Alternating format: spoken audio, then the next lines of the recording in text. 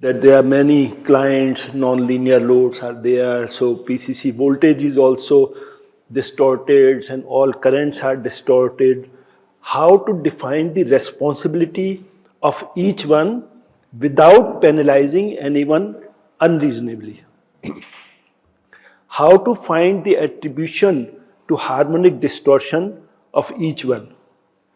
So how to separate utility and customer harmonic contributions at the point of common coupling, and how the customer should filter out only that portion of harmonics for which he is responsible to avoid being penalized by the utility. So this was basically theoretically developed by Dr. K. Srinivasan at Hydro-Quebec Research Institute, the technique he developed more than 20 years ago. And what is the basic principle? Basic principle, you see, source voltage is non-sinusoidal like this at PCC, and particular customer has non-linear load and he wants to draw this kind of current. So everything is distorted here. So what he did, Dr. K. Srinivasan did, that suppose this is the voltage at PCC. So you do the Fourier series analysis, you find the fundamental component and the dominant harmonics. Suppose there are harmonics, fifth harmonic, seventh harmonic, suppose fifth harmonic is 10%, seventh harmonic is 20%, those things. So what he did, this is the load current. So find the fundamental component of the load current and add the same harmonics in the same percentage in this fundamental component of the load current, same percentage, so that this current should look almost like this. So although there are so many harmonics here, but this is the conforming current. This is not the responsibility of the customer, because load voltage is like this. If you put a resistive load, this kind of current will be drawn by the resistive load. So this is not the responsibility of the customer. Now the difference between the two, this is the non-conforming current. So the customer should compensate only for this harmonic. So this is what we did. We did some simulation and we did some implementation also. Suppose there is a pure resistive load and voltage is like this. Okay, so the current drawn by that customer which is having pure resistive load, its current will be the same as the voltage, right? Voltage divided by current, the resistance, voltage divided by resistance. So same type of current will be drawn. So the conforming current is this, exactly same, and non-conforming current is this. It means this is not the responsibility of the customer, even if it is more than 5% TSD or whatever it is. So if this is the voltage at PCC and there is a diode bridge RL load, so it will give this type of current. So you calculate the fundamental of this, add fifth, seventh, whatever harmonics are in percentage here, with the same percentage you add here. So it will give you same type of profile for the current, which is a conforming current, and the difference between the two is this. This is non-conforming current. So the customer should supply for this current. So this is what we generated. The conforming current may become the reference current for the source. Like we discussed so many techniques, like whatever technique you use, you generate the reference source current is this, which is already distorted, but this is not the responsibility of the client. So we did, and then your reference, this source current should follow the reference source current. So THD of source current is 9.6% in this case, and before filtering it was 26.39% THD, which is now reduced to 9.6%. So that is fine. It is, even if it is more than 5% THD, this is not the responsibility of the client. So this is what actually the technique was developed.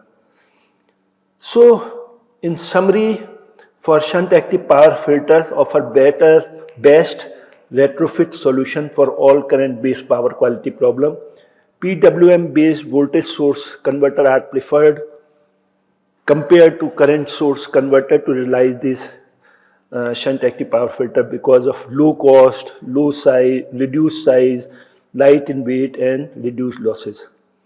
Then there are in the notes you will find some numerical problems which you can see and try to do, and then there is a list of references here. Now coming to the other topic, active series compensation. So what we will discuss here, requirements and application of active series field compensators, configuration of active series compensator, control, and then unified power quality conditioner UPQC to protect a sensitive load on a polluted distribution network, a review of hybrid filters for power quality improvement, and then some numerical examples are here. So if you see voltage based power quality problem in distribution system, you may have the voltage sag, swell, voltage unbalance, flicker, transient, notches, fluctuations, waveform distortion, harmonics. There are so many voltage based power quality problem in the distribution network, and solution is the active series compensators or DVRs, dynamic voltage regulators. Also sometime you can say a solid state synchronous series compensators. They inject the equal and opposite voltage of disturbances in series synchronous with AC mains to protect and to provide clean regulated voltage waveform across the critical load. So this is what the objective of active series compensator, that your distribution supply system may be polluted, voltage may be polluted, but you have to protect your sensitive load. On the sensitive load, you should have a regulated sinusoidal AC voltage. This is what is the objective. This is also now a mature technology to eliminate voltage spikes, voltage sag, swell, notches, harmonic, terminal voltage. So this is already being used. And there's a lot of development has taken place in varying different configuration. There are so many advanced control strategies, the same strategies which we have seen in shunt filter. You can apply.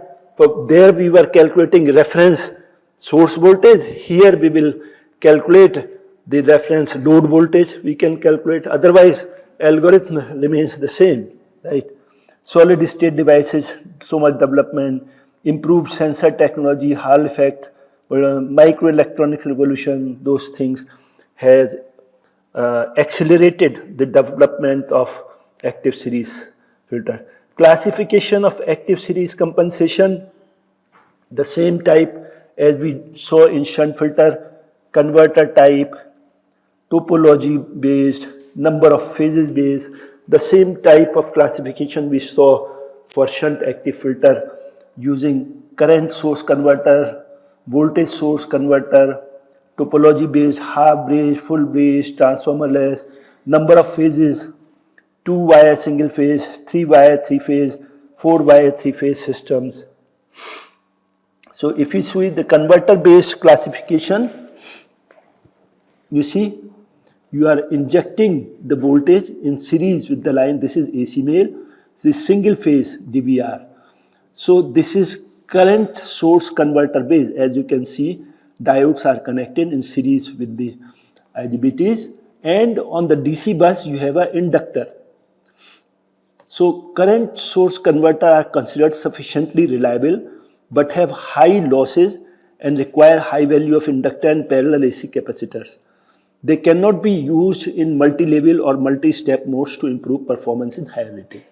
So this is one type using current source converter. Voltage source converter base, see the same type of topology. On DC link you have a capacitor here. So this is capacitor based DVR, right? And you are injecting the voltage here. So VSC based voltage source converter based DVR, they are lighter, cheaper and expandable to multi-level, multi-step versions. Like in current source converter you cannot do this, but you can do it in voltage source converter to enhance the performance with lower switching frequencies. It is more popular in UPS based applications. Topology based classification, half bridge topology. See, half bridge, midpoint capacitor you can take, and here you are injecting the voltage. Full bridge topology, you have full bridge topology, you are injecting voltage. So you see, this is AC mains. Perhaps this may be polluted like this, but you want at critical load perfect sinusoidal voltage. So that's why you are injecting voltage in such a fashion that this polluted voltage may be compensated, and on the critical load here you have sinusoidal constant, so you can see voltage. 3-phase, 3-wire DVR, see 3-phase and 3-wire, you don't have neutral here, so in each phase you are phase A, phase B, phase C, you are injecting the voltage. Supply system base, so basically it is the same, just this is how you can classify, otherwise it is the same 2-wire DVS, this is using current source converter, right? And then 2-wire voltage source converter. 3-wire DVR topologies, 3-phase 3-wire DVRs. There are 3 types: rectifier supported, battery supported and capacitor supported. So capacitor, rectifier supported, left shunt, right shunt, and then you have single phase VSC, 3-leg VSC, 2-leg VSC, and right shunt, the same thing. Okay, battery supported, you have 3 single phase voltage source converter, 3-leg converter, 2-leg converter, basically the same type of topology with capacitor supported also. Control of DVR, again the same kind of algorithm which are used everywhere. Like in power electronic devices you have shunt capacitor, so same thing. Only thing is that in shunt capacitor you calculate the reference source current, and with this you calculate reference load current. That's the only difference. Okay, so performance of synchronous frame theory based BSS supported. So just to give an example, see this is the source voltage and here you have voltage sag and here you have voltage swell. But your series compensator active filter is working in such a way that your load voltage is constant sinusoidal. See, it is not affected by the polluted source voltage. Load voltage is always constant sinusoidal. Why? Because when there is a voltage sag, your series compensator in injecting the voltage in phase with this voltage so that voltage at the load remains constant.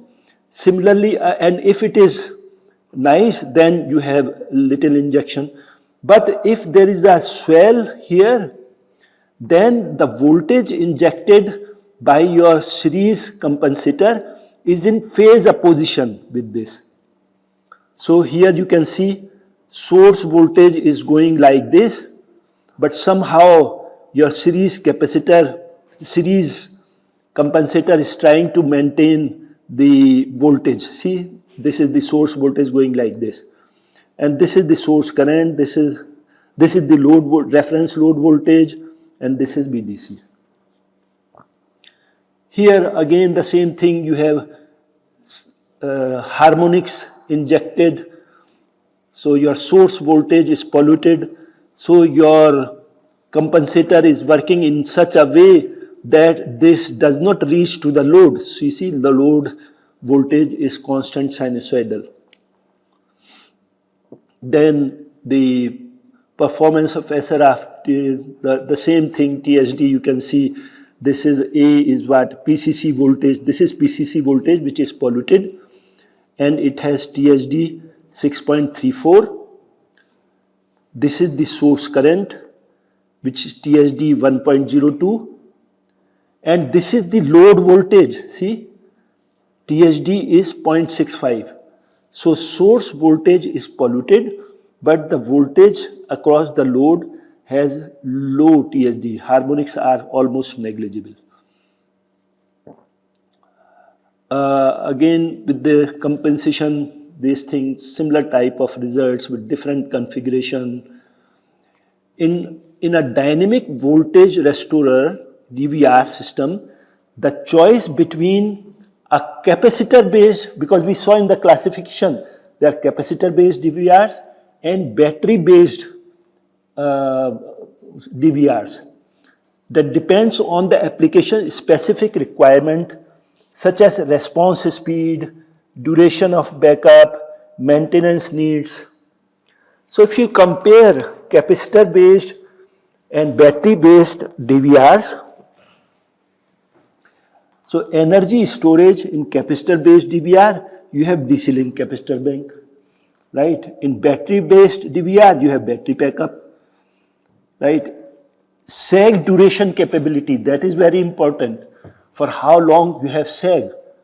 But if you have a capacitor based DVR, it may be good for short sags, because after all in capacitor how much energy you can, a few cycles to a few hundred RMS, limited by capacitor size and allowed DC link voltage drop.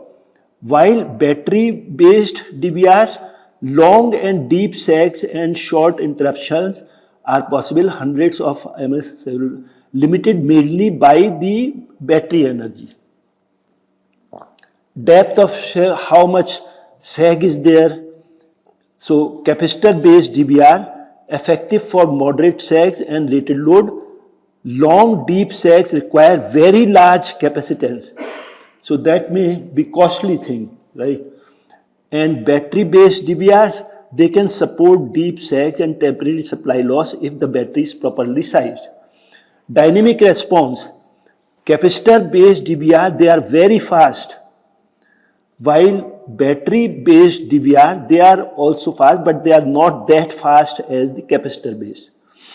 Hardware complexity, it is lower in capacitor based DVR, but if you have battery based DVR, it is higher complexity, because you need battery management system and those things. Maintenance and lifetime, it depends on the capacitor health. If it is not heated up, so that life is shorter, so this is what the main concern, but there is no electrochemical aging in it. While in battery you have electrochemical which may age, so periodic replacement of fluid, thermal management, BMS, higher life cycle efforts. And then footprints and typical, so these are the things. Now coming to unified power quality conditioner. Actually, many years ago, we did a project.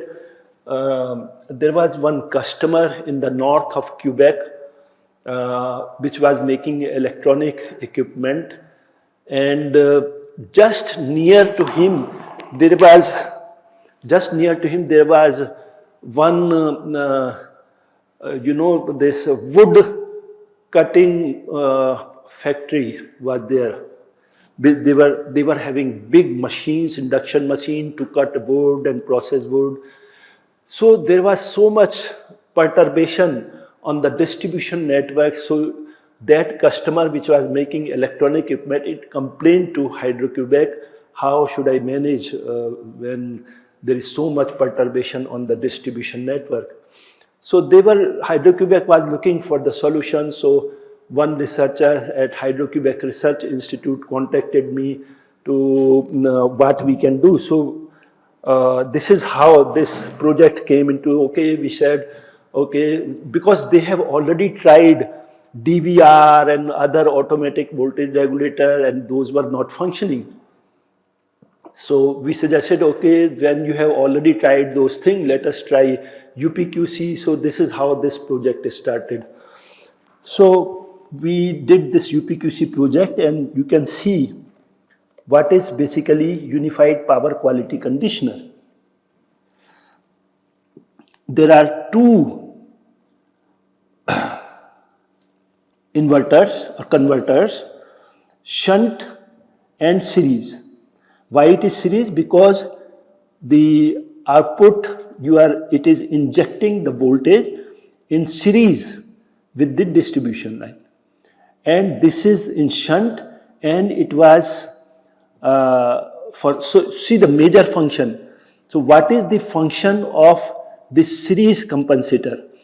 To take care of voltage sag, if there is some voltage sag here or voltage swell.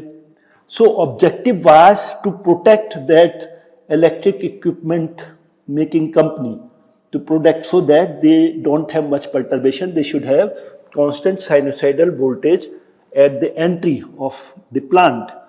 So our objective was to have constant sinusoidal load voltages, while the source voltages are polluted with voltage sag, swell, or voltage harmonics may also be there, voltage unbalance may be there here on the source, voltage flicker, and this was, so this all those voltage related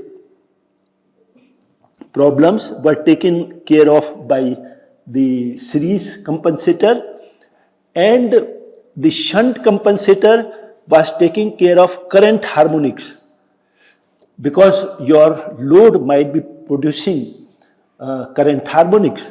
So we should not pollute the network.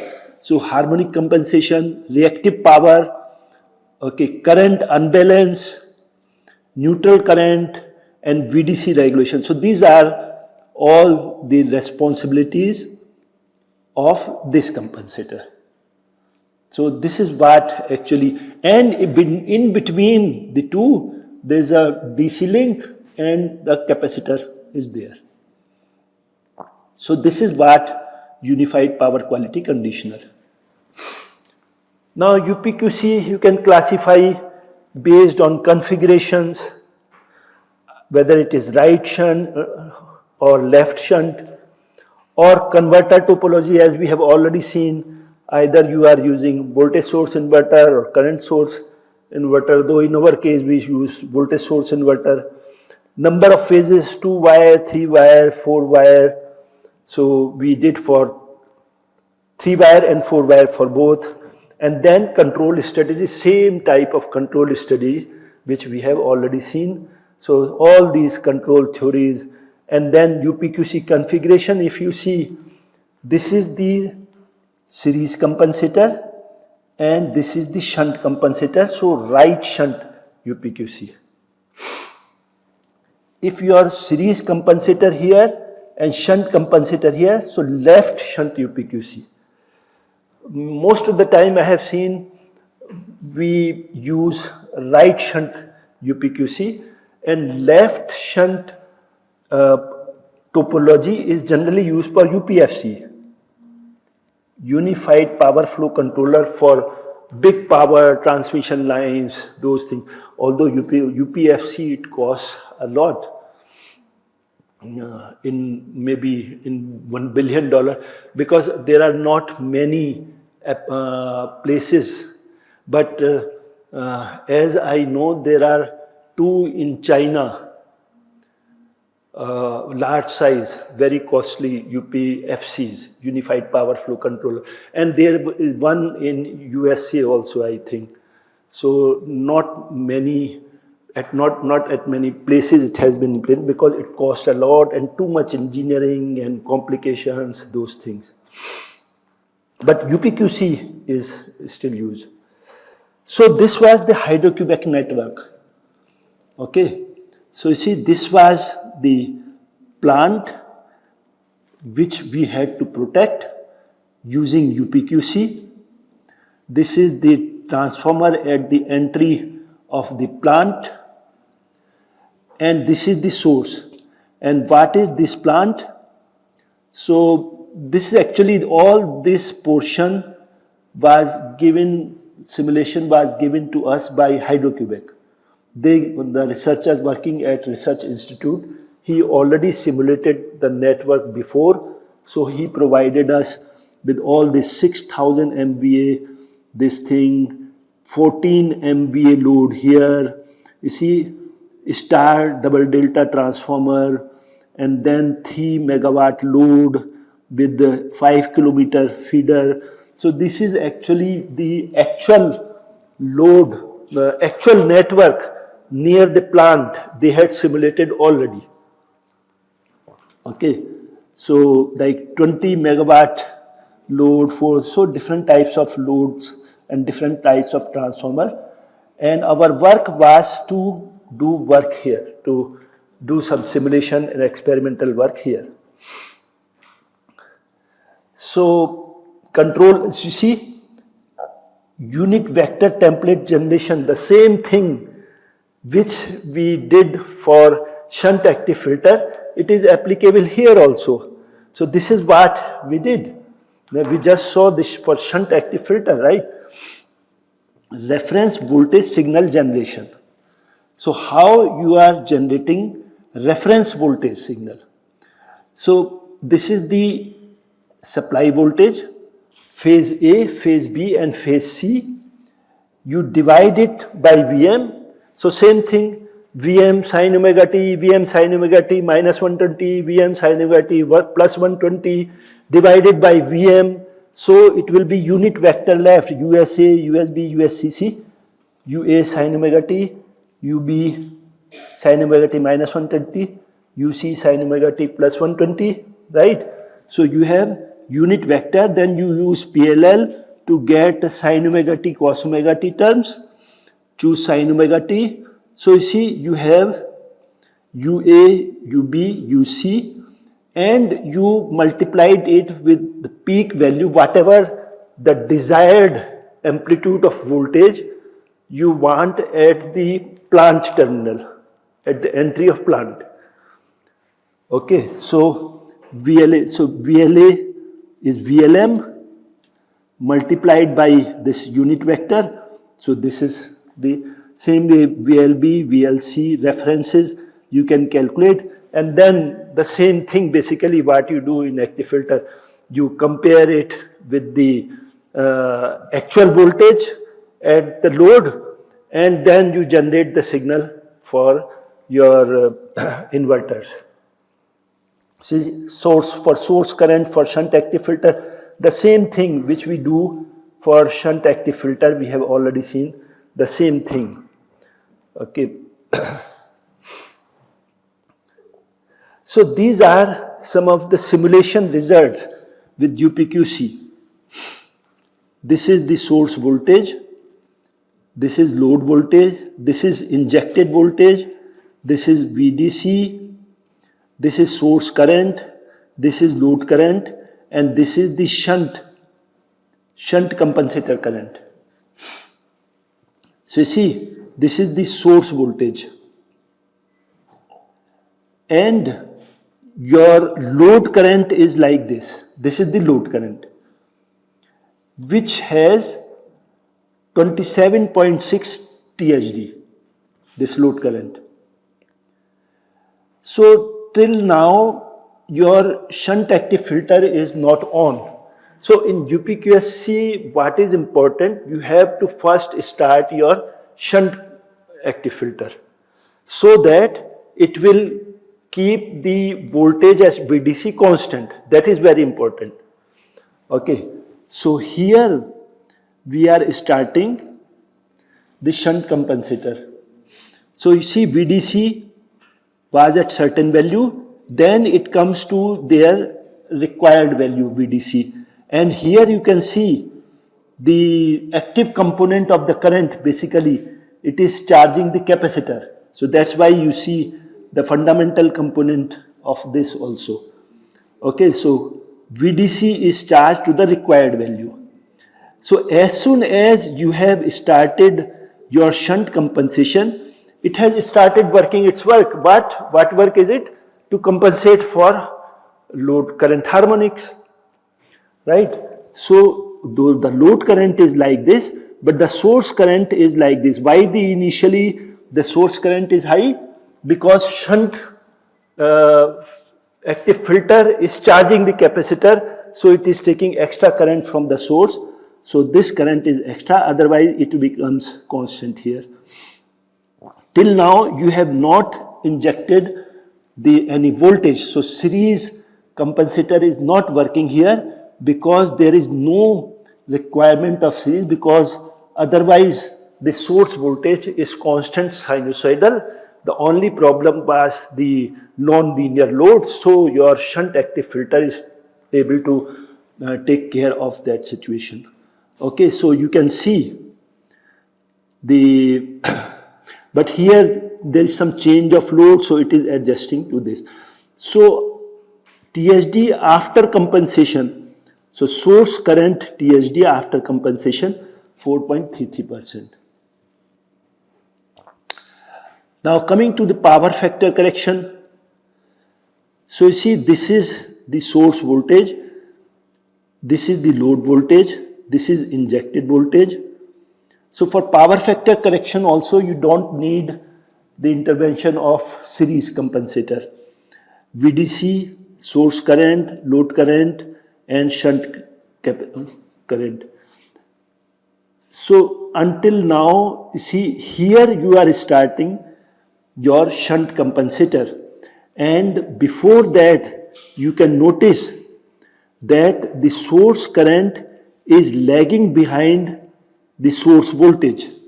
So that is why power factor was 0.61. Okay, the source voltage, if you see, there is a angle here. Source current is lagging behind. Now our objective is to have improved power factor. So when we start our shunt compensator, see the source current changes like this, and here you can notice now the source current is in the same phase at the source voltage. Okay, while the load current, you see, the load current is lagging behind, but the source current is in phase. So the power factor becomes 0.98. So shunt active filter is able to take care of the power factor condition. Although we have not done anything, only thing is that we are calculating reference source current, and your shunt active filter is following that principle and automatically is taking care of this thing. Now voltage harmonic compensation, this is the source voltage, and you can see it is polluted, it is not sinusoidal. So the load voltage is also the same. This is the injected voltage, this is VDC, this is source current, this is load current, and this is the compensator current. So your shunt compensation, first you have to start your shunt compensation. So as soon as you start your shunt compensation, it charges the DC capacitor at DC link, is charging. Okay, and at the same time you can see the source current initially large, but then it subsidizes and it is sinusoidal because all the harmonics, all the load harmonics are being compensated by the shunt active filter, and your source current is already sinusoidal now. All the current harmonics are taken care of. Once you have started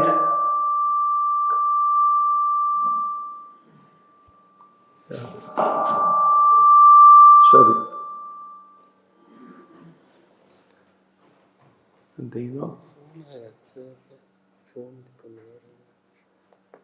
क्या दिया?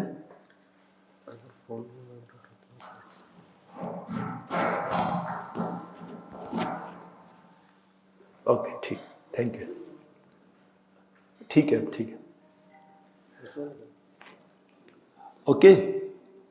So you see, your VDC is constant at the reference value, and now once you have taken care of your load current harmonics, then you start at this point your series compensator. So as soon as you are starting series compensator, this is the voltage being injected by the series active filter, so that your load voltage becomes sinusoidal, while the source voltage is still polluted, but the load voltage across the load, sensitive load, is constant. So this is how. Okay, so the load voltage TSD now is 4.7, and before compensation here it was 19.2%. ठीक? हाँ भाई. So let us see voltage sag compensation. Okay, this is the source voltage. So you see, source voltage is there. This is the load current. So we are starting our shunt compensator here. So before starting shunt compensator, your source current is same as the load current. But once you have started your shunt compensator, it is charging your DC link voltage to bring to the reference value, and so extra current initially for 2-3 cycles. Then your source current is perfectly sinusoidal, because your shunt compensator, in compensating for harmonics, the source current is sinusoidal here. Now you have started your series compensator. Series compensator is started here. Till now there was no voltage sag. See here, there is no voltage sag. But as soon as the sag starts, your series compensator starts working, and it is injecting the voltage in phase with the source voltage. See it, in phase with the source voltage, so that the load voltage does not feel the voltage sag here, and the voltage here at the load is constant sinusoidal. Although you can see that some fundamental component of current is here, because all the time this shunt compensator has to keep charging your DC link voltage capacitor. Voltage swell compensation, same way. See, until you start your shunt compensator, your source current is polluted. Once you have started DC link, this I have already repeated, and the source current becomes sinusoidal. Okay, here everything is fine in source voltage, so load voltage is also fine, but at this point there is a swell. So although you have started your series compensator here, but it does not react. But as soon as it senses the voltage swell, it started injecting the voltage in phase opposition. See, this one is in phase opposition of this. Phase opposition of this.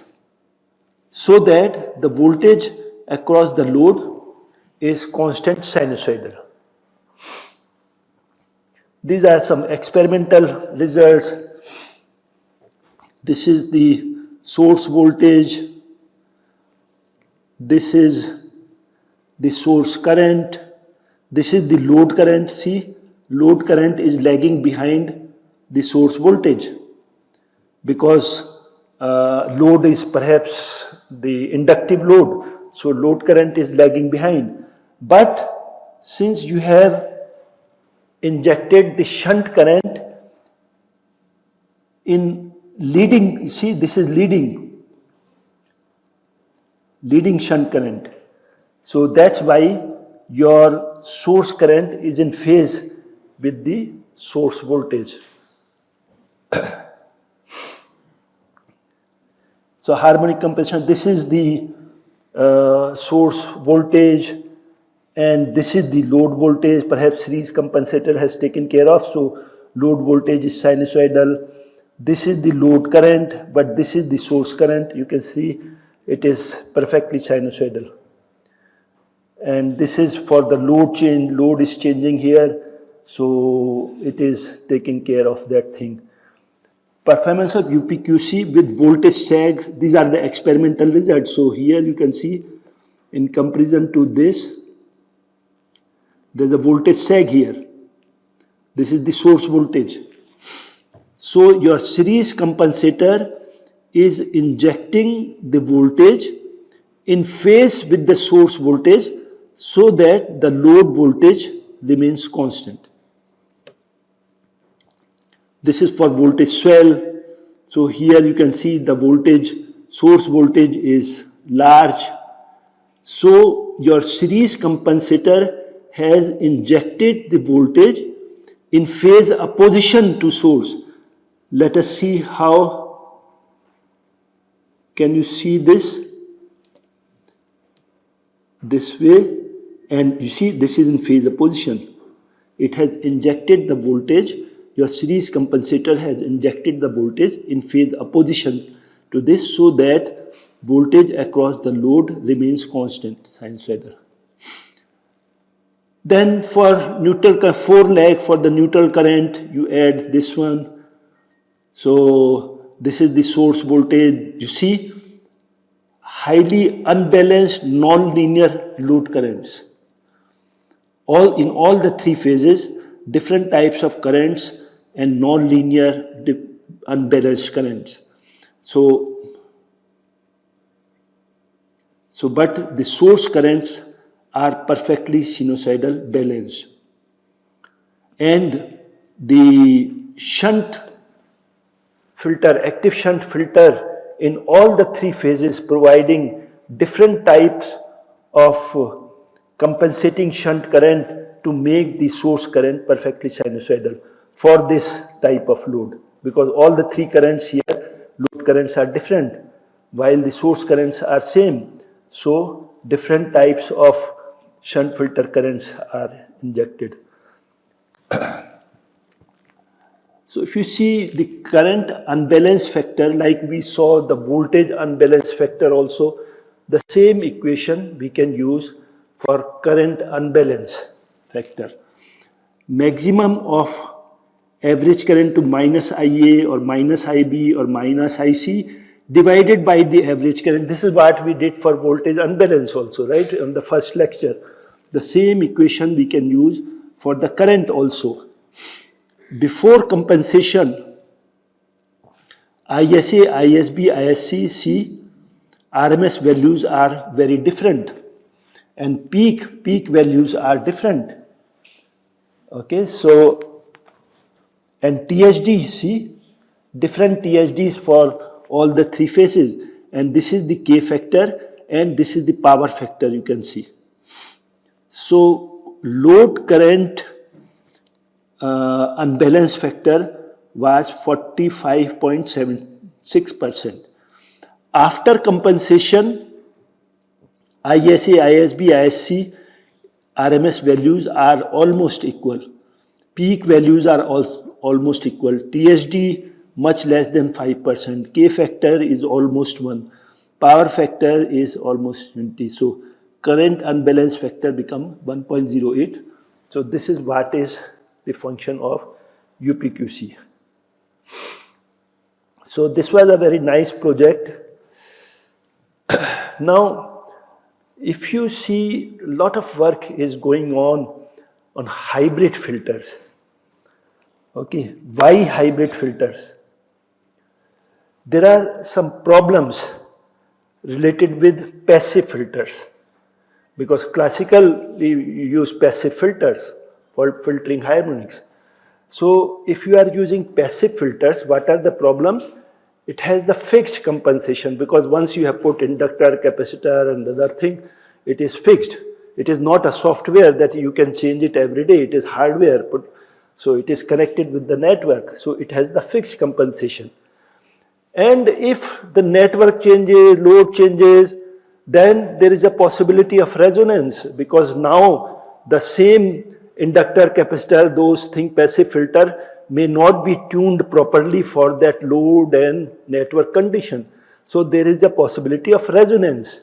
And moreover, it has a large size conductor, inductor and capacitor, etc. But everything is not good with active filters also. There are problems with active filters also. Sometimes the size of active filter may be up to 80% of the load in certain application. There are certain kind of very highly nonlinear loads. They may require higher compensation. Okay. One active filter may not compensate for voltage and current. We already know this thing, that okay, for current problems we use shunt filter, for high voltage problems we use series compensator. Cost of filtering may be large, therefore clients may hesitate to use active filters.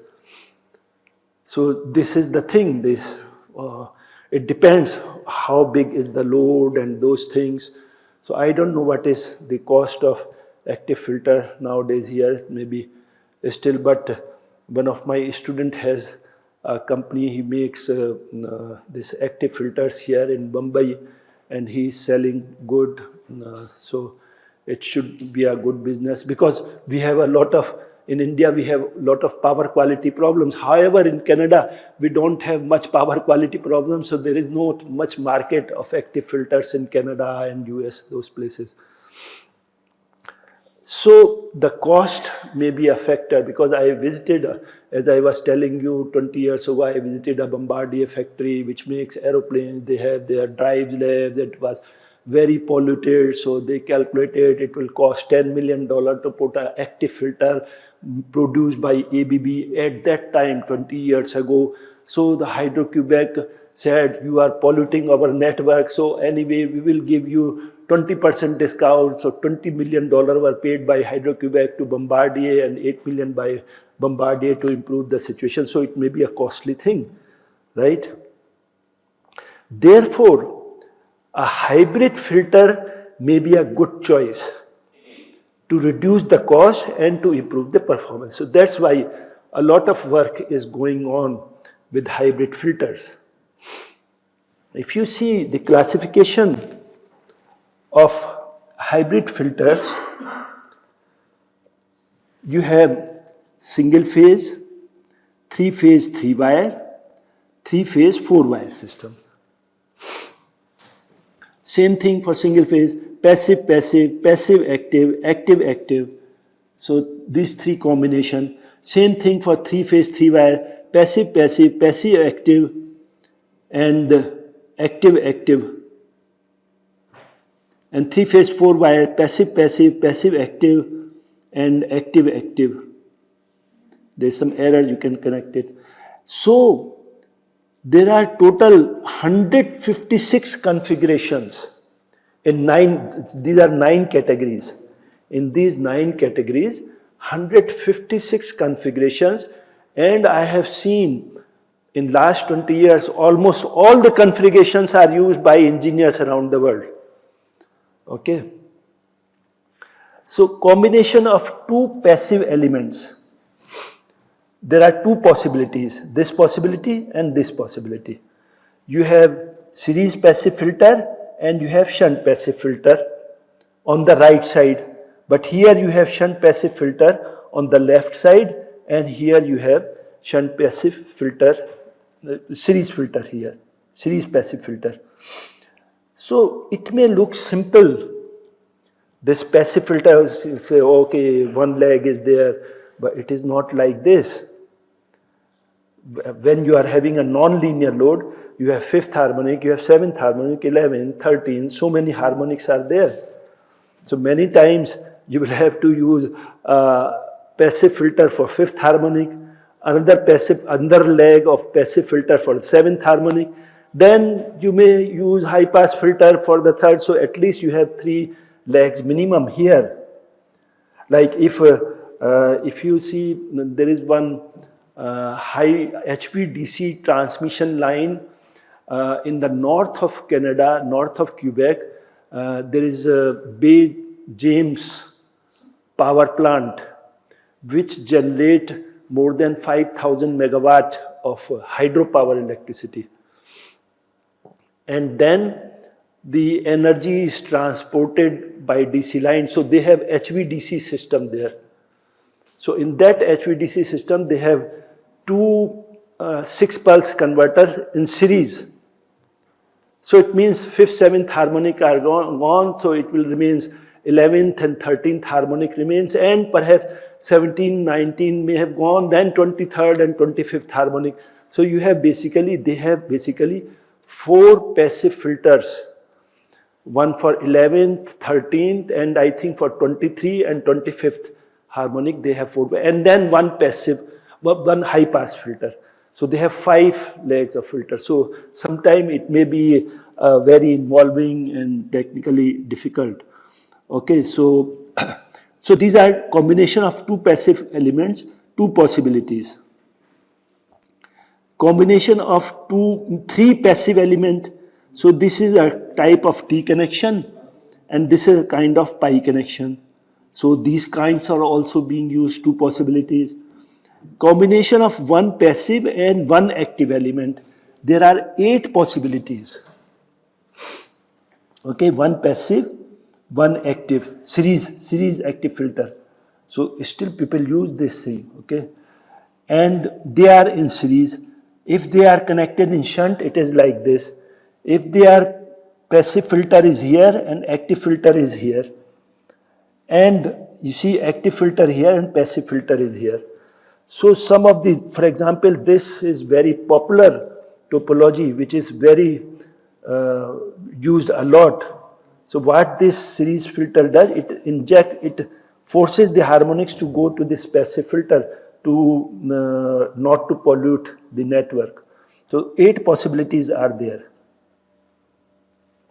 So these are 4 possibilities, and another 4 possibilities are there. This is also very popular topology. This is called harmonic isolator. This is also a very popular, and I have seen many research articles on this topology also. So 2 passive and 1 active, if you use, there are total 18 combinations. 2 active and 1 passive, there are total another 18 possible combinations. Combination of 1 active shunt and 1 active series filter, there are 2 possibilities. 1 active shunt and 1 active series. So this is what? UPQC. Yeah, just we saw UPQC. This is the topology, right? And 1 active shunt here on the left side, and right side you have this series filter. So this is UPFC. Combination of 3 active filters, there are 2 possibilities, like this pi type, no, this T type, and this is pi type. In general, we don't use hybrid filters with more than 3 elements. In total, there are 52 combinations. All these combinations are valid for single phase, 2-wire, 3-phase, 3-wire, and 3-phase, 4-wire system. So 52 multiplied by 3, so 156 combinations are this, and they are really used. This is not just theoretically, people use those combinations. Now selection criteria for hybrid filters. It will depend type of supply system. It is single phase, three phase, three wire, three phase, four wire. We have seen all those topologies. Nature of load, whether it is current based or voltage based, load capacity.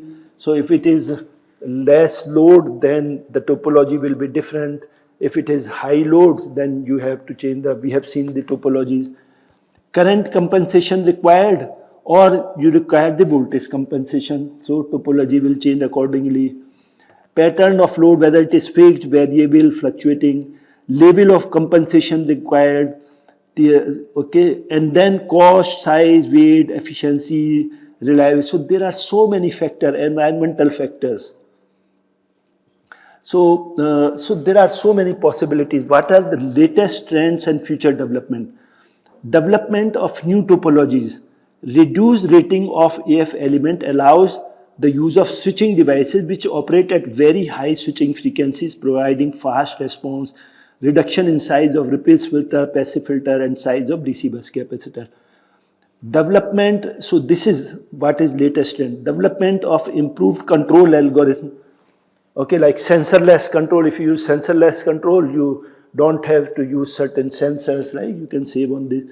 Development of improved switching devices like gallium nitride and silicon carbide. Application specific integrated circuit and integrated power module. So lot of work is now from silicon based devices, IGBT. We are moving towards gallium nitride or silicon carbide because they work on high frequency. Switching losses are less, conduction losses are less, resistance, online resistance is very less, so less losses in gallium nitride as well as in silicon carbide, and efficiency may be as high as 99% efficiency with those devices. And switching frequency is very high, like for silicon carbide, I don't know, maybe from 10 kilohertz to 200 kilohertz, you may go to switching frequency. But for gallium nitride, it may be 100 kilohertz to 1 megahertz. The frequency may go, switching frequency up to, and in certain in telecommunication, other area, I have seen that sometime it may go to 5 megahertz switching frequency. So see, the miniaturization of the electronic is being led by this gallium nitride, but they have their own problem, but they are for low voltage, low power application. I think up to 650 volt you can go gallium nitride devices, while silicon carbide may go up to 1200, more than 1200 volt or so. So silicon carbide devices, they may be for high power application, high voltage application, those. Like one of my postdoc who did postdoc with me more than 25 years ago, Dr. Brij Singh, he did PhD with Professor Bhim Singh, I think in 97, then from 98 to 91 he was with me as a postdoctoral fellow more than 25 years ago. Now he is a big boss in John Deere company. You know, there is a John Deere company in North Dakota, US, United States. They make big size tractors, dumpers, forestry, agriculture equipment. Very, very big size. So what he's there for last almost 18, 19 years, and now he is the chief of power electronic department in John Deere. So what he is doing, when President Obama was there, he got $140 million grant. $140 million grant he got to work on silicon carbide devices. And then he developed, he has already converted many big size dumpers and forestry equipment in electrification of those big machines, which are in megawatt. They have synchronous PMS in megawatt range. Those are big, big machines. They move and they cut the forest and do all kinds of, and in agriculture also. So this is what his work is. He is using silicon carbide. He has converted all that equipment using diesel or petrol based those machinery to electrification he has done.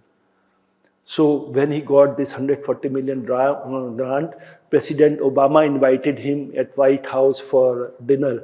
So it was really a good thing to see. So a lot of work is going on, gallium nitride and silicon carbide and people, but they have their limitations and those things.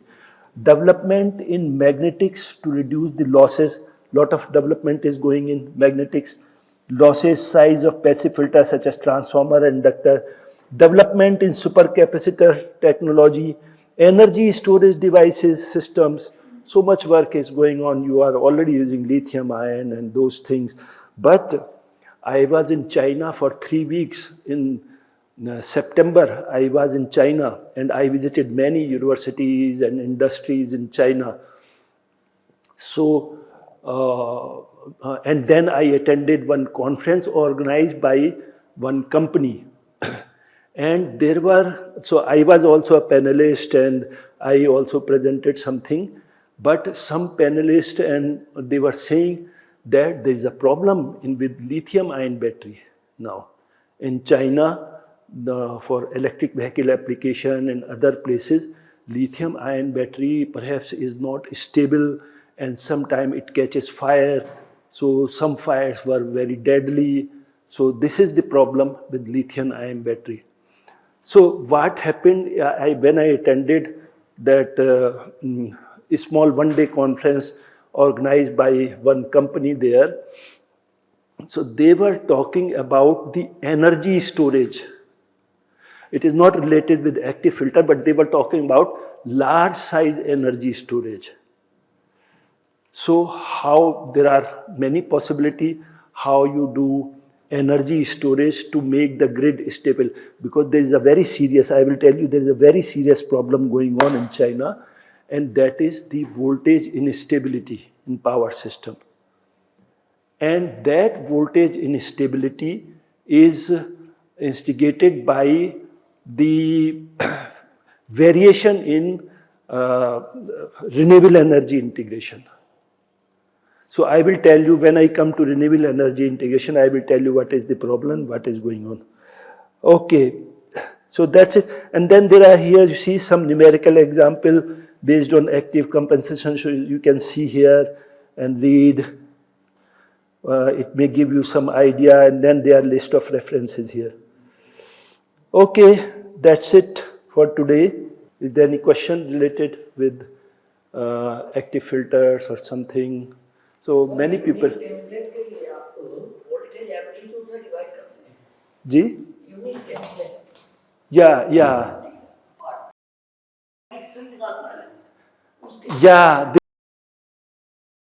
That's why you can use PLL.